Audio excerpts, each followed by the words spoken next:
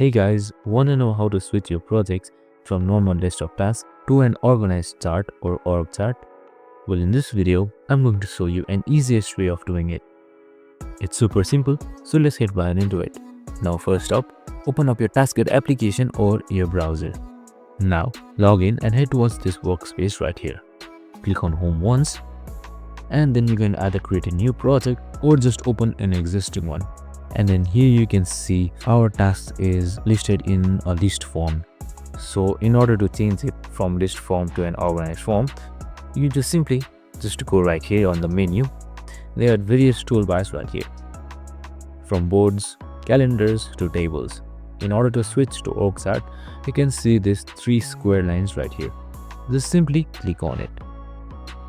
And there you have it. It's as simple as that. Now your task and subtasks seems to be more organized and more friendly. You can also add blocks. It could be bullets, checks, and so much more. And that's it. I hope this video helped. If it did, make sure to like, subscribe, and tune in with us for more related videos. See you in the next one.